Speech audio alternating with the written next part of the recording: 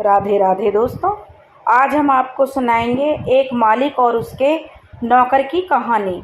अगर आप हमारे चैनल पर नए हैं तो प्लीज़ हमारे चैनल को लाइक करें, सब्सक्राइब करें और शेयर करें। बहुत समय पहले की बात है। सनातन चौधरी सुंदरगढ़ के पुराने रईस थे। उनके परदादा और दादा अपने समय में सुंदरगढ़ के रियासतदार थे। समय के साथ साथ रियासतें ख़त्म हो गईं। पारिवारिक बंटवारे में ज़मीन भी बंटकर छोटी होती गई और सनातन बाबू के चाचाओं और चचेरे भाइयों ने तो अपनी ज़मीन जायदाद बेचकर शहरों में अपना जीवन अपना लिया। आज यहाँ सिर्फ सनातन बाबू पुश्तैनी, जो उनकी कोठी है, उसमें लगभग 30 कमरे हैं और करीब 20 एकड़ ज़मीन के मालिक रह गए थे। सनातन बाबू इस कोठी में अकेले ही रहते थे क्योंकि उन्होंने विवाह नहीं किया था। परिवार के नाम पर बस एक पुराना बूढ़ा नौकर रामदीन ही उनका सब कुछ था। मालिक और नौकर दिन भर एक साथ रहते और एक दूसरे से बतियाते हुए समय बिता रहे थे। आजकल जमींदारी का हिसाब किताब रखने के लिए सनातन बाबू ने एक मास्टर को नियुक्त कर लिया था क्योंकि उनका कारोबार बहुत ज़्यादा ना सही मगर जितना भी था उसकी देख रेख करने और सरकारी देनदारियों का हिसाब रखने के लिए एक जानकार व्यक्ति की ज़रूरत थी। मास्टर वहीं पाठशाला में गणित पढ़ाता था और अपनी पत्नी के साथ रहता था। सनातन बाबू के पास एक पुश्तैनी और नायाब रतन था जिसे रक्तवर्ण नीलम कहते हैं। जी हाँ, यह एक दुर्लभ रतन था। दरअसल नीलम रतन नीलम से हटकर था। इसकी खासियत यह थी कि यह नीलम दिन में माणिक की तरह गुलाबी लाल आभा बिखेरता था मगर शाम होते ही उसकी रंगत बदलने लगती थी और आधी रात तक यह पूरी तरह नीला हो जाता था। कहते हैं कि सारी दुनिया में ऐसे सिर्फ 2 ही रतन थे, एक ब्रिटिश म्यूजियम में और दूसरा सनातन बाबू के खजाने में था। इस रतन के बारे में लोगों को तब पता चला जब अचानक लंदन के म्यूजियम वाले नीलम पर एक कार्यक्रम दिखाया गया।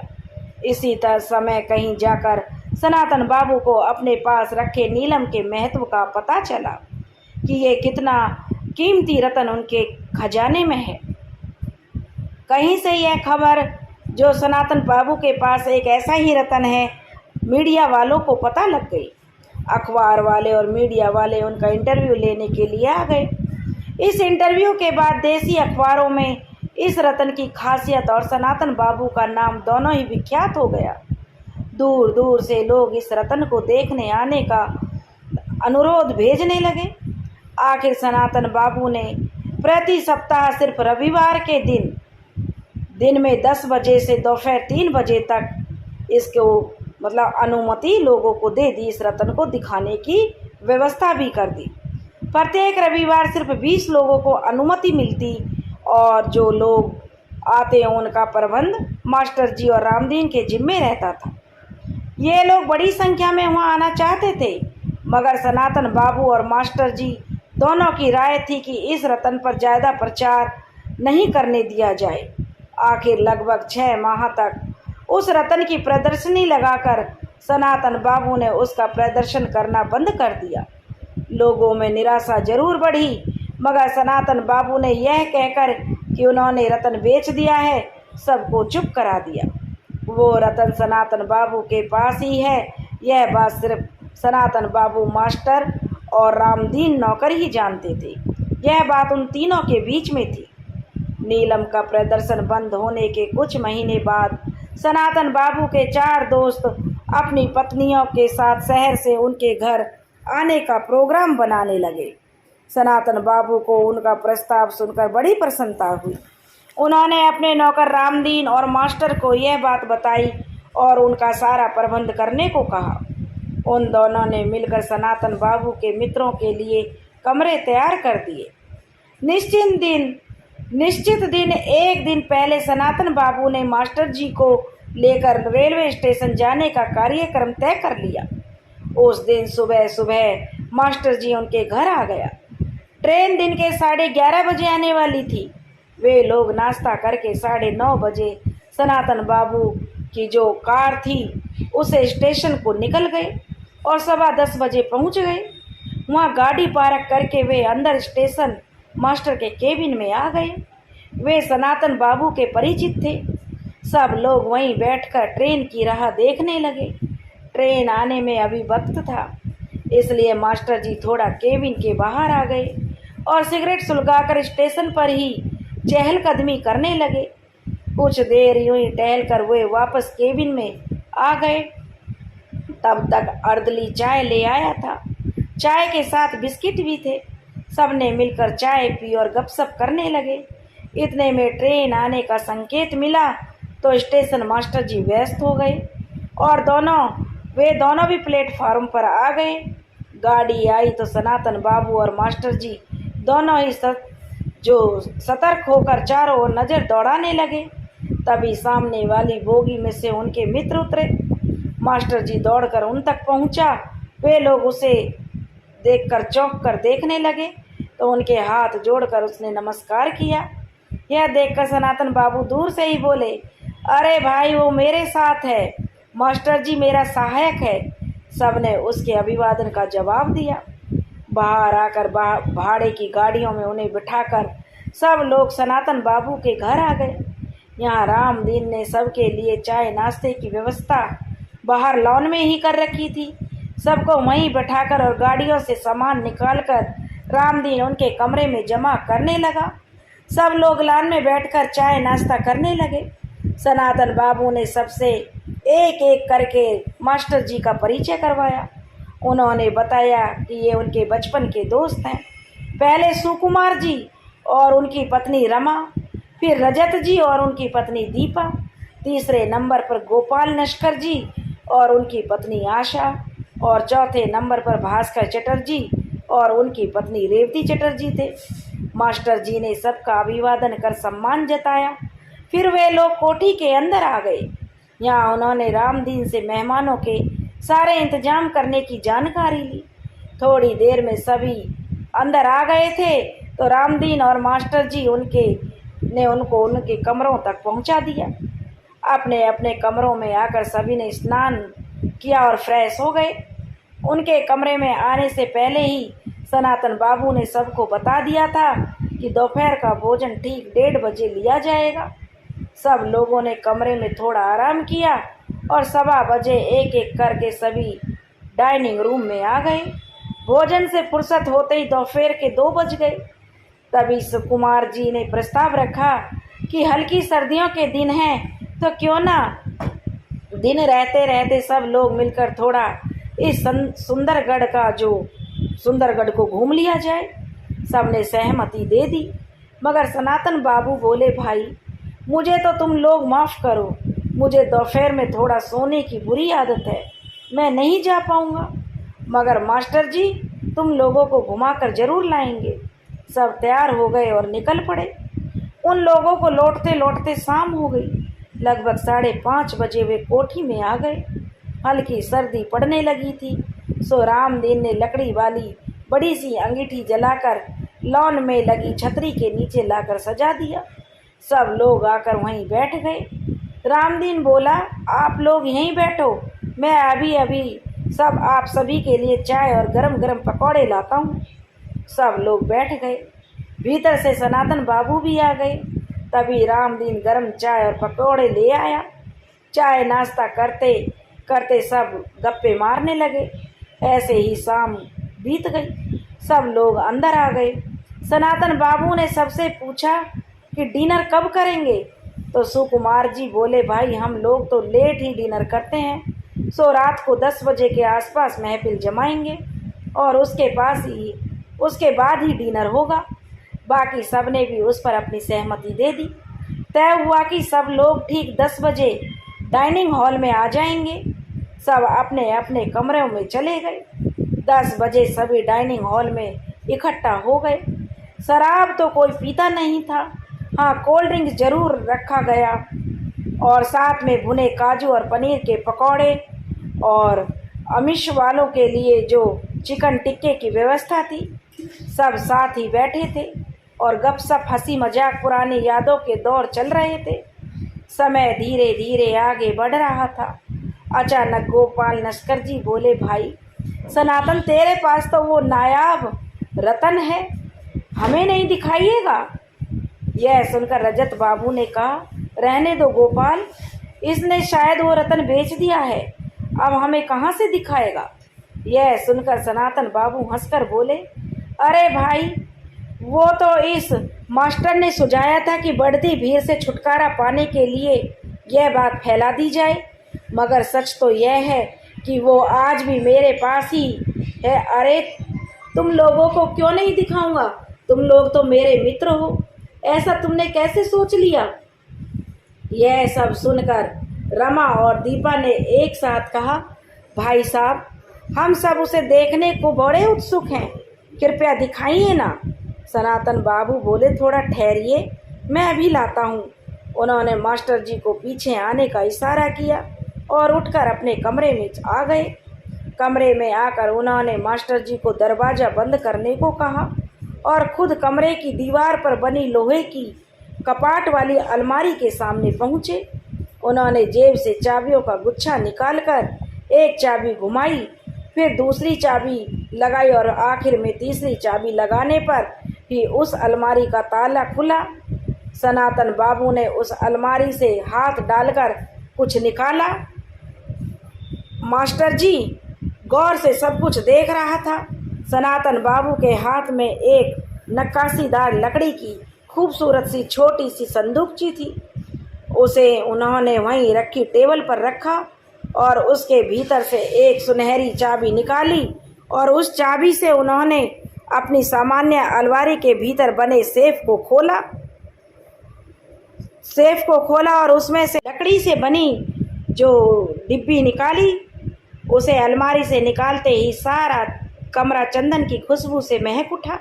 उन्होंने मास्टर जी को वो डिबिया पकड़ाई और खुद ने उस सुनहरी चाबी से सेफ को बंद कर दिया। इसके बाद वे लोग बाहर डाइनिंग हॉल में आ गए। हॉल में आकर सनातन बाबू ने सबको वह डिबिया खोलकर उस रतन के दर्शन करवाए। सभी ने उस डिबिया को हाथ में लेकर देखा, इसलिए सभी के हाथ चंदन की खुशबू से महक उठे। उस रतन को देखने के बाद भास्कर बाबू ने सवाल किया कि उस रतन को चंदन की डिबिया में ही रखना जरूरी है क्या। यह सुनकर सनातन बाबू बोले, हाँ भाई, यदि इसे दिन भर कम से कम 12 घंटे तक चंदन की डिबिया में नहीं रखा जाएगा तो इसकी रंग बदलने वाली खूबी खत्म हो जाएगी। इसलिए हमारे पूर्वजों ने इसे स्थायी रूप से इस डिबिया में रखने की व्यवस्था कर दी थी। रतन देखकर सभी खुश हो गए। उसके बाद सब डिनर की तैयारी करने लगे। सनातन बाबू अपने कमरे में उस डिबिया को वापस रखने चले गए। जैसे ही वे वापस अपनी कुर्सी पर बैठे तभी लाइट चली गई।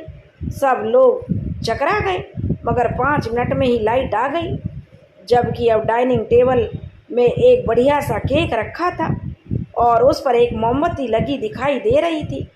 तभी सब लोग मिलकर सनातन बाबू को जन्मदिन की बधाई देने लगे और उन्हें केक काटने को कहा। यह सब देखकर सनातन बाबू ने आश्चर्य से कहा, अरे तुम लोगों को याद था। इस पर चारों दोस्तों ने एक साथ कहा, हाँ मित्र, और इसलिए हम मास्टर जी को लेकर बाहर गए थे सारा इंतजाम करने के लिए। उसके बाद सबने मिलकर भोजन किया। कुछ दिन वहाँ छुट्टी बिताकर सनातन बाबू के चारों मित्र वापस चले गए। इसके कुछ समय बाद एक दिन दोपहर में जब सनातन बाबू भोजन कर रहे थे, रामदीन रसोई में था, तभी 2 गुंडे नुमा युवक घर में घुस आए और सीधे सनातन बाबू को धमकाते हुए बोले, सुनो चाचा, भलाई इसी में है, हमारी बात मानकर उस किशन सेठ को यह बिल्डिंग बेच दो, वो अच्छा दाम दे रहा है, वरना बाद में पछताओगे। जब वह धमकी दे रहे थे तभी रामदीन गर्म रोटियां लेकर आया। उसने गुंडों को सनातन बाबू को धमकाते देखा तो रामदीन यह सुनकर घबरा गया। वे गुंडे सनातन बाबू को धमकाकर चले गए। रामदीन ने आकर सनातन बाबू को संभाला। सनातन बाबू भोजन की टेबल से उठकर खड़े हो गए और अपने कमरे में आ गए। रामदीन ने सब काम निपटाने के बाद बाजार जाने को कहकर मास्टर जी के पास पहुंचा और उन्हें सारा हाल बताया। यह सुनकर मास्टर जी ने उसे ढांढस बंधाया और बोला, मैं देखता हूँ। आज उस शाम मास्टर जी जब आया तो सनातन बाबू लॉन में ही बैठे थे। मास्टर जी ने देखा ऐसा दिखाया जैसे उसे दोपहर की घटना का कोई पता ही नहीं था। सनातन बाबू भी सहज दिखने का प्रयास कर रहे थे। मास्टर अपना काम निपटाने भीतर चला गया। रामदीन चाय बना कर रख गया। 1 घंटे बाद सनातन बाबू ने मास्टर जी को अपने पास बुलाया तो वे वहाँ पहुँचे तो उन्होंने उसे दोपहर वाली बात बताई और बोले, भाई साहब, अब तो इन गुंडों का उत्पात बढ़ता ही जा रहा है। अब देखो, आज घर के भीतर आकर धमका गए, कल को गोली मार देंगे। आज तो मैं बहुत घबरा गया हूँ। लगता है मेरे लिए बुजुर्गों की इस धरोहर को अब संभालना मुश्किल होगा। मास्टर जी ने उन्हें डांडस बंधाया और पुलिस में रिपोर्ट करने की सलाह दी, मगर सनातन बाबू ने मना कर दिया। मास्टर जी घर आ गए। तब रात के 8 बज रहे थे। उनके आने के 10-15 मिनट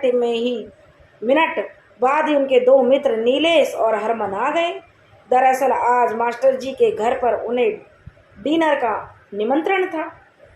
वे बैठकर आपस में गपशप कर रहे थे। भीतर मास्टर जी की पत्नी भोजन की तैयारी कर रही थी। इधर रात के 9:30 बजे सनातन बाबू के घर की कॉल बेल बजी। रामदीन ने मुख्य दरवाजे की बत्ती जलाकर कांच से बाहर देखा तो एक रईस जो दिखने वाला व्यक्ति खड़ा था। सनातन बाबू ने रामदीन को दरवाज़ा खोलने का इशारा किया तो वो दरवाज़ा खोलकर आ गया और उस व्यक्ति को भीतर बैठक में ले गया। थोड़ी देर में सनातन बाबू आए और उनसे उनका अभिवादन किया। दोनों बैठ गए। सनातन बाबू बोले, अच्छा तो आप ही सेठ हीरा नंदानी हैं? उसने सहमति में सर हिलाकर कहा, जी बाबूजी, मैंने ही दिन में आपको फ़ोन करके आने को बोला था। सनातन बाबू बोले, देखिए हीरा नंदानी जी, मैं वो नीलम बेचने के मूड में बिल्कुल नहीं हूँ। मैंने आपको दिन में ही बता दिया था। आप व्यर्थ में मेरा और अपना समय खराब कर रहे हैं। हीरा नंदानी ने मुस्कुराते हुए कहा, बाबूजी, मैं आपको उसके लिए मुंह मांगी कीमत देने को तैयार हूँ, बस आप हामी भर दो। सनातन बाबू ने फिर इनकार किया तो वे बोला, सोच लीजिए बाबू, मैं आपको नगद 1 करोड़ दे सकता हूँ। सनातन बाबू ने इनकार में सिर हिलाया तो वह फिर बोला, 1.5 करोड़। सनातन बाबू थोड़ा सोचकर फिर मना कर दिया। अब वो एकदम से बोला, 2.5 करोड़। यह सुनकर सनातन बाबू की आंखें फटी रह गई।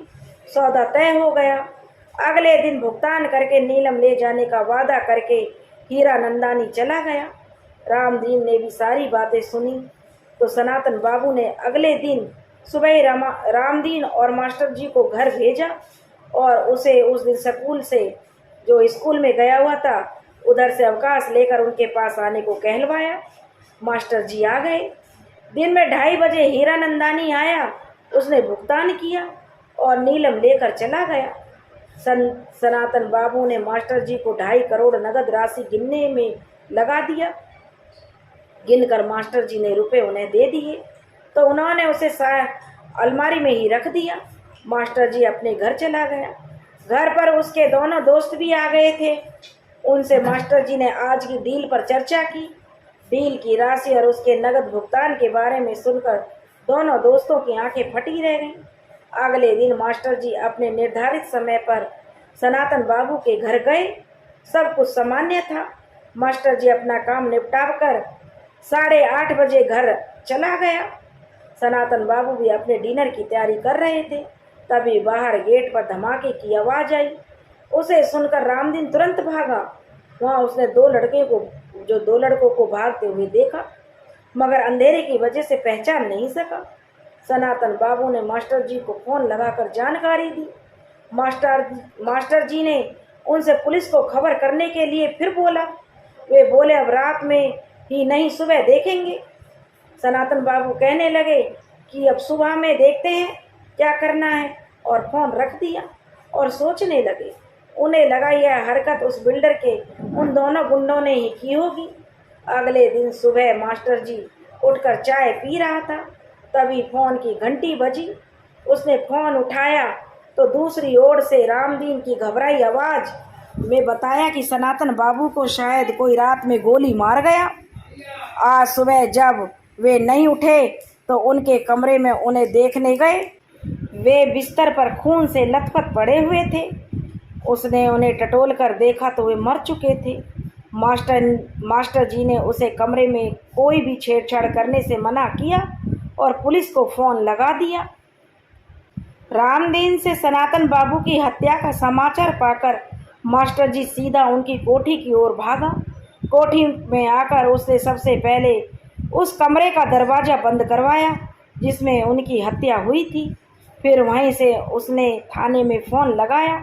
थाने के इंचार्ज इंस्पेक्टर शमशेर सिंह उसके परिचित थे। फ़ोन उन्होंने ही उठाया था। मास्टर जी ने उन्हें सनातन बाबू की मौत की खबर देकर तुरंत वहां पहुंचने को कहा, तो वे बोले 20 मिनट में हम पहुंच जाएंगे, तब तक किसी चीज़ को हाथ न लगाया जाए। मास्टर जी उनके आने का इंतज़ार करने लगे। थोड़ी देर में शमशेर सिंह आ पहुँचे। उसके साथ फोटोग्राफर, फॉरेंसिक और फिंगरप्रिंट एक्सपर्ट थे और अन्य सिपाही भी थे। मास्टर जी उन्हें उस कमरे तक ले गए। कमरे का दरवाज़ा बाहर से बंद देखकर उन्होंने प्रश्नवाचक नज़रों से मास्टर जी को देखा तो उसने आगे बढ़कर बताया कि कमरे से किसी प्रकार की छेड़छाड़ ना हो, इसलिए उन्होंने ही दरवाज़ा बंद कर दिया था। शमशेर सिंह ने उसे प्रश्नवाचक नज़रों से देखा। फिर उन्होंने अपनी टीम को इशारा किया। वे लोग आगे बढ़े और उस कमरे में चले गए। उन्होंने अपना काम चालू कर दिया। शमशेर सिंह बाहर आ गए और एक कुर्सी पर बैठकर उन्होंने मास्टर जी से बातचीत करनी शुरू कर दी। रामदीन सबके लिए चाय ले आया। वो अभी तक रो रहा था। यह देखकर शमशेर ने उसे अपने पास बुलाया और बेहद नरमी से बोले, बहुत प्यार करते थे अपने मालिक से तुम। रामदीन भड़क पड़ा और बोला, जी सरकार, बचपन से इसी घर में बड़ा हुआ हूँ। मालिक को तभी से देखते आया हूँ। आज उनकी मृतदेह मुझसे देखी नहीं जा रही है। न जाने कौन थे हत्यारे जिन्हें एक बुजुर्ग की हत्या करते हुए जरा भी लाज नहीं आई। मास्टर जी ने आगे बढ़कर रामदीन के कंधे पर हाथ रखकर उसे सांत्वना दी और बोला, जाने वाले तो चले गए, अब हमारे पास सिवाय अफसोस के कुछ नहीं है। फिर भी यदि हम हत्यारों को सजा दिला सके तो कम से कम तसल्ली तो होगी। रामदीन आंसू पोंछते हुए चला गया। शमशेर बोले, बहुत गहरा सदमा लगा है अपने मालिक की मौत का बेचारे को। उधर कमरे में फॉरेंसिक तथा फिंगरप्रिंट वाले और फोटोग्राफर अपना काम करके निकल आए तो शमशेर सिंह बोले, आइए मास्टर जी, अब हम भी भीतर चलते हैं। इससे पहले शमशेर ने फिंगरप्रिंट वालों से पूछा, कुछ मिला? तो वे बोले, सर, कमरे में 5 लोगों के फिंगरप्रिंट मिले हैं। अब घर के लोगों से मिलान करने पर पता चला कि बाहरी लोगों के कितनों के फिंगरप्रिंट हैं। तो मास्टर जी बोला, सर, कमरे में 3 फिंगरप्रिंट तो हम तीनों के हैं, यानी कि सनातन बाबू, मेरे और रामदीन के होने चाहिए, बाकी 2 उन हत्यारों के हो सकते हैं। शमशेर सिंह ने कहा कि ऐसा हो सकता है, चलिए आप दोनों के भी फिंगरप्रिंट ले लिए जाए। और वे दोनों आगे बढ़ गए। सनातन बाबू के सिरहाने उनकी कुर्सी पर और अलमारी के हत्थे तथा भीतर बनी तिजोरी पर थे। अब तो यह स्थापित हो गया कि हत्यारे 2 थे और अलमारी में फिंगरप्रिंट मिलने से मास्टर जी ने शक जताया कि हत्याकांड लूट के उद्देश्य से हो सकती है, क्योंकि उस नीलम के बदले हीरानंदानी द्वारा दिए गए 2.5 करोड़ रुपए अभी बैंक तक जमा नहीं हुए थे। मास्टर ने सनातन बाबू के घर पर 2.5 करोड़ रुपए नकद होने की जानकारी शमशेर सिंह को दी तो शमशेर सिंह चौंक उठे। उन्होंने मास्टर से सारी बात तफसील से बताने को कहा। तब उन्होंने पूरा किस्सा बताया। यह भी बताया कि रुपए सनातन बाबू ने उनसे ही गिनवाए थे। सब कुछ सुनकर शमशेर ने माथे पर बल पड़ गए। उसने कहा, इसका मतलब सेठ हीरानंदानी भी एक सस्पेक्ट है, क्योंकि उसे मालूम था कि इतनी बड़ी रकम इस घर में असुरक्षित ढंग से रखी हुई है। वो भाड़े के लोगों से भी यह काम करवा सकता था, क्योंकि यदि उन्हें यह पता लग जाता कि उन्होंने इतनी बड़ी रकम लूटी है तो वे खुद ही रुपए लूट कर भाग जाते। अब मास्टर जी ने उन्हें टोका और बोला, इंस्पेक्टर साहब, आप बिल्डर किशन और उसके गुंडों को भी भूल रहे हैं जिन्होंने सनातन बाबू को धमकाया था। शमशेर सिंह बोले कि मैं किसी को नहीं भूल रहा जनाब, मेरी लिस्ट में तो आप भी सस्पेक्ट हैं, क्योंकि आपने स्वयं ही जीवन में पहली बार 2.5 करोड़ जैसी रकम देखी थी, या नहीं सिर्फ देखी थी बल्कि अपने हाथों से गिनी भी थी। आपको भी तो लालच आ सकता है। मास्टर जी सिर पिटाकर कहा, ये आप क्या कह रहे हैं सर? मैं सीधा साधा ईमानदार का स्कूल मास्टर हूँ। मैं ऐसी दुर्दांत घटना को कैसे अंजाम दे सकता हूँ? और हाँ, मैंने सुना है रिवॉल्वर से गोली चलाने पर बारूद के कण चलाने वाले के हाथों में भी चिपक जाते हैं, जो साधारणतः दिखाई नहीं देते, मगर फॉरेंसिक वाले उसे ट्रेस कर लेते हैं। यह सुनकर शमशेर ने उसे गौर से देखा, फिर बोला, चलिए लगे हाथ आपकी जांच तो करवा ही लेते हैं। कम से कम एक सस्पेक्ट तो क्लीन चिट पाएगा। मास्टर जी तैयार हो गया। फॉरेंसिक वालों ने उनके हाथों की जांच कर उसे बरी कर दिया। मास्टर जी ने हाल में लगे वॉश बेसिन से अच्छी तरह हाथ धोए और रामदीन को आवाज़ दी। रामदीन के आने पर उसने सबके लिए चाय लाने को कहा। रामदीन चाय ले आया। चाय पीते हुए इंस्पेक्टर शमशेर ने फिंगरप्रिंट वालों से सवाल किया, क्या बाकी 2 फिंगरप्रिंट पूरे घर में कहीं और भी मिले हैं? तो उन्होंने बताया कि नहीं, घर पर नहीं, मगर जीने की रेलिंग और मुख्य दरवाजे की कुंडी पर जरूर मिले हैं। फॉरेंसिक वालों ने यह भी बताया कि सनातन बाबू को पॉइंट ब्लैक रेंज से गोली मारी गई है और गोली उनके दिल के आर पार निकल गई है। हाँ, उनकी मौत संभवतः उनके आने से 10 घंटे पहले, यानी लगभग रात 2-2:30 बजे के बीच हुई है। यह सारी जानकारी शमशेर के साथ आए एक कांस्टेबल ने नोट कर ली। फॉरेंसिक वाले और फिंगरप्रिंट वाले चले गए। इधर शमशेर ने रामदीन को बुलाया और मास्टर को साथ लेकर सनातन बाबू के कमरे में आ गए। सनातन बाबू का कमरा बहुत बड़ा था, लगभग 22-25 फुट का था। उसमें 4 अलमारियां दीवारों पर बनी थीं, जबकि 2 विशाल लकड़ी की अलमारियां भी थीं। उन लकड़ी वाली अलमारियों में सिर्फ कपड़ों का अंबार ही लगा था। शमशेर ने रामदीन और मास्टर जी से पूछा, आप लोग बता सकते हैं कि इन अलमारियों में क्या है? रामदीन ने तो जो नहीं में सर हिला दिया, जबकि मास्टर जी ने कहा, बाकी अलमारियां को तो नहीं बता सकता, मगर एक अलमारी मेरे सामने खोली गई थी जिसमें नीलम रखा गया था, इतना तो मैं जानता हूँ। शमशेर ने सर हिलाकर हुंकार भरी। अच्छा। फिर रामदीन से बोले, सनातन बाबू इन सब की चाबी कहाँ रखते थे, ये तो तुम बता ही सकते हो। रामदीन ने हामी भरी और बोला, सरकार, बाबू इन सब अलमारियों की चाबी अपने सराहने ही रखते थे। शमशेर ने एक एक अलमारी चेक की, सभी बंद थी, बस एक अलमारी खुली मिली। उसे देखकर मास्टर बोला, याद आया सर, मैंने रुपए गिनकर इसी अलमारी में रखे थे। ये हत्या सिर्फ प्रॉपर्टी के लिए नहीं बल्कि लूट के लिए भी हो सकती है। यह लूट इस हत्या का अहम सुराग बन सकती है। मास्टर की बातें सुनकर शमशेर ने सिर हिलाकर कहा, आप सही कह रहे हैं मास्टर जी। हाँ, तो सबसे पहले आप बताओ कि कल रात यहाँ से जाने के बाद आपकी क्या गतिविधि रही? मास्टर जी बोला, मतलब आप मुझे अभी भी शक के दायरे में रखे हुए हैं? शमशेर इंस्पेक्टर हंसकर बोले, क्या करें मास्टर जी, हमारी तो तफ्तीश शुरू ही शक से होती है। मास्टर जी ने उस समय की अपनी सारी गतिविधियों को तफसील से इंस्पेक्टर शमशेर को बता दिया। शमशेर बोले, चलिए फिलहाल आपको शक के दायरे से बाहर करता हूँ, आइए अब हॉल में चलें। हॉल में आकर उन्होंने रामदीन को फिर चाय पिलाने के लिए कहा। रामदीन चाय बनाकर ले आया और मास्टर जी फॉरेंसिक वालों को क्लीन चिट मिलने के बाद शमशेर से कहने लगे कि मास्टर जी, आप अब बेदाग घोषित हो गए हैं। चलिए, आप मेरी टीम के सदस्य बन गए हैं। अब आपको भी हर एंगल से इस हत्याकांड का राज खोलने में मैं फ्री हैंड दे रहा हूं। हम पुलिस वाले तो अपने ढेर डर्रे से जांच करते हैं, आप एक सिविलियन की हैसियत से कुछ नया भी सोच सकते हैं। चलो, आप भी लग जाओ काम पर। इतना कहकर शमशेर चला गया। मास्टर जी ने घटनाओं की सभी कड़ियों को जोड़ना शुरू कर दिया। उसे याद आया कि सबसे पहले सनातन बाबू के मित्रों के सामने नीलम निकाला गया था, फिर किशन सेठ के गुंडों ने उन्हें धमकाया, फिर सेठ हीरानंदानी ने उनसे बहुत ऊंची कीमत देकर वो नीलम प्राप्त कर लिया, फिर घर के मेन गेट पर धमाका हुआ, फिर रात में सनातन बाबू की हत्या हो गई और अलमारी से 2.5 करोड़ रुपए लुट गए। इन कड़ियों का आपस में कोई संबंध प्रत्यक्ष रूप में दिखाई नहीं दे रहा था, इसलिए उसने अलग अलग तरीके से एक एक संदिग्ध हत्यारे को रखना शुरू किया।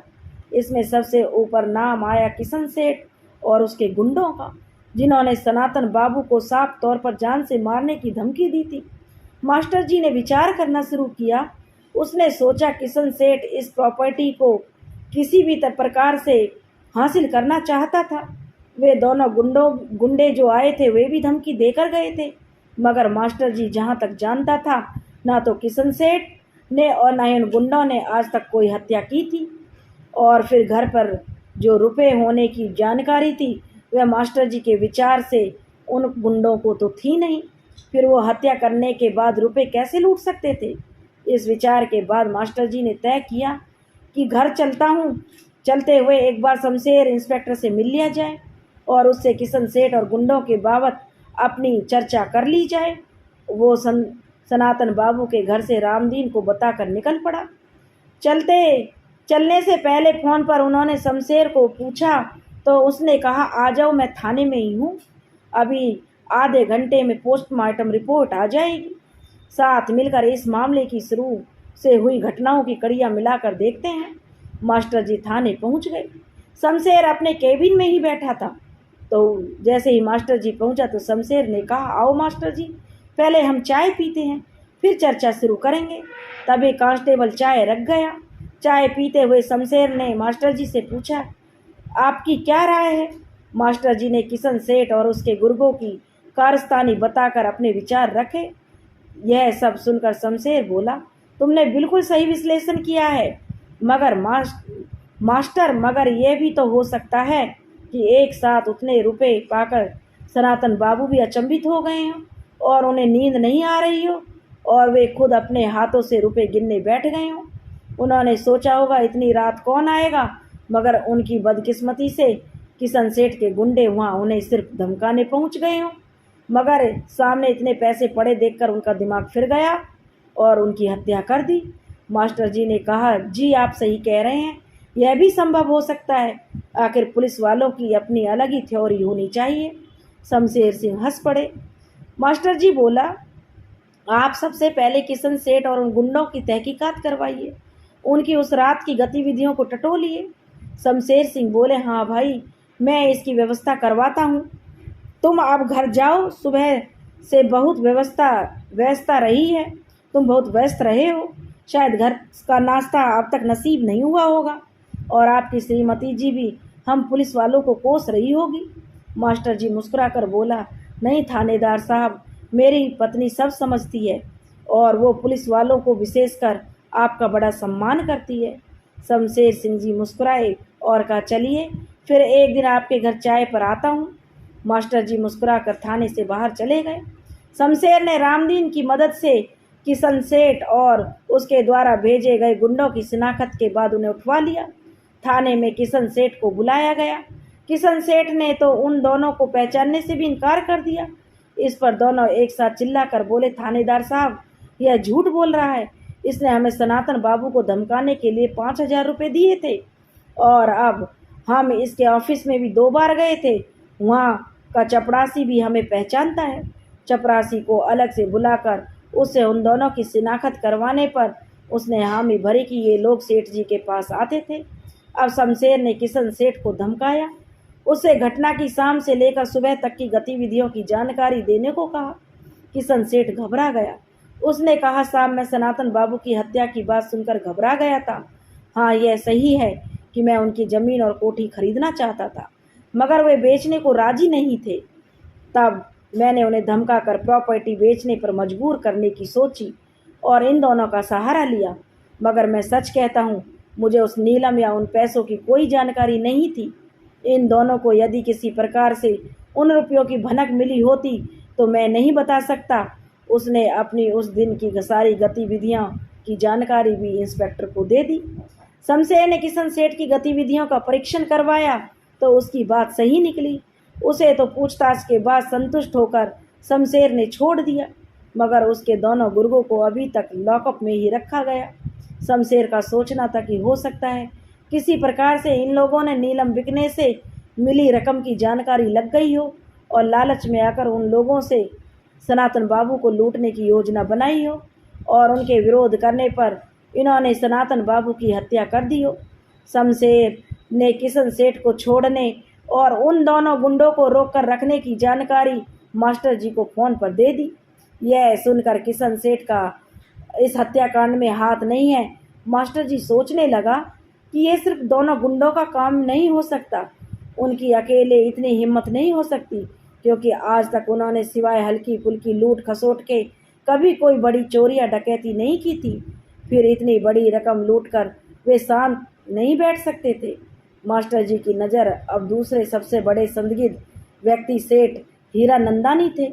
उन्होंने नीलम खरीदा था और उन्हें रकम घर पर होने की जानकारी थी। मास्टर जी ने सेठ हीरानंदानी पर अपना ध्यान केंद्रित करना शुरू कर दिया। दोस्तों, आखिर में सेठ सनातन जी का जो मर्डर किसने किया और क्यों किया, अगर आप ये सारी कहानी जानना चाहते हो तो प्लीज़ हमारा दूसरा पार्ट ज़रूर देखें। अगर आपको हमारा यह फर्स्ट पार्ट पसंद आया हो तो कमेंट्स करके हमें ज़रूर बताएं, तभी हम इसका दूसरा पार्ट डालेंगे। राधे राधे।